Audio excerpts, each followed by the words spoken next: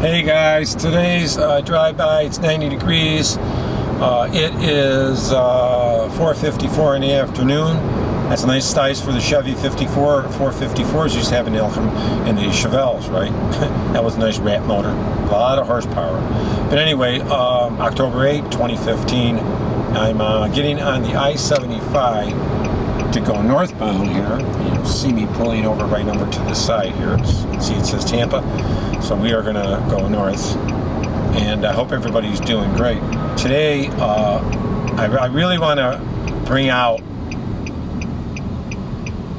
crappy looking guns, and that's the only thing I can say. I mean, I see some guns that have no business being sold. I mean, they look horrible, and most of the time it's people customizing these guns. There's nothing worse than a shitty looking customized gun. There just isn't.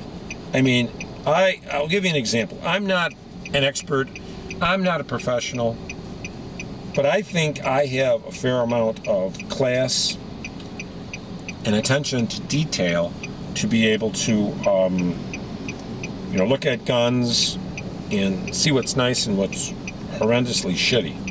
And I'll give you an example. I was on the internet, and there's a website called Arms List where you can buy guns throughout the whole United States, and they have all different kind of guns, and I like to look there because sometimes I can get better deals, or I can find harder to find guns. Let me turn over here on the I-75, get my northbound, get my ramp. If everybody behaves and lets me get in here easy, we'll be okay. But anyway, I saw a guy had a Glock. The Glock is probably one of the most popular guns to modify. And I mean, the gun, okay, the guy Duracoated it, or I think it's Duracoat because I don't think you can Cerakote, but he painted the gun, right?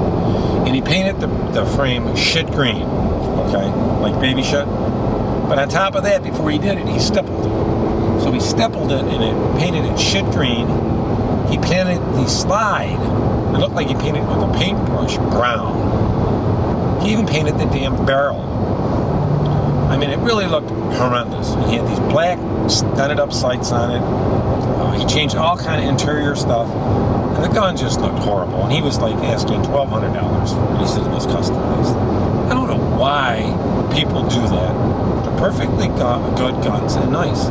Because I, myself, like I say, I'm not,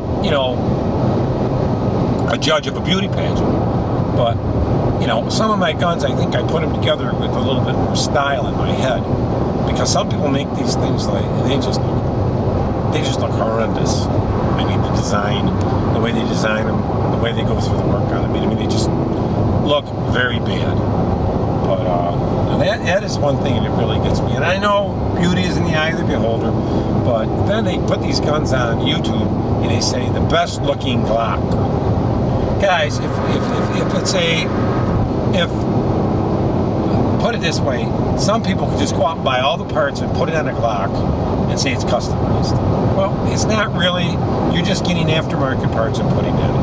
But it's not really customized, truly customized, unless you're doing modifications to the gun. And you get them out there and they say, oh, this is the best Glock in the world. And some of them look just horrendous. They just look horrible. And most of the time they'll go out and buy Lone Wolf shit or, Zev Technology shit and just put it on the gun without any looking at the style. Some people do a really good job. They make it look really nice. But some of these guns are just like crapola and the oleola. It's just, really in a 1911, you can't really do much with those guns, other than maybe change out some parts, trigger, beaver tail, sights, get a little bit of stippling done on it and stuff. You can do minor stuff on those guns to make them look a little bit better, grips. But they are what they are. They look pretty good to begin with. But the Glock, people really butchered the shit out of it. I seen one guy he stippled the hell out of the gun, and then he looked like he shit on the gun, baby shit, because there's these brown stains all over it, and I'm like, dude.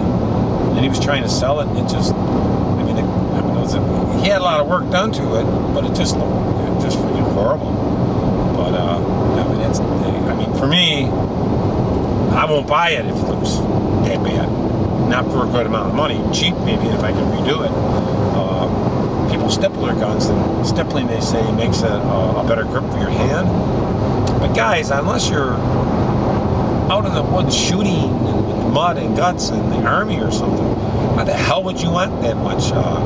Get some surfboard tape or something, or a rubber Hogue slide-on, or a piece of inner tube, something that, you know, it's not going to ruin the finish on your gun if you ever want to sell it. Especially like a lot of these tapes and stuff, you know, they can get into the plastic and kind of melt it and really damage the plastic. So really, bottom line, you want to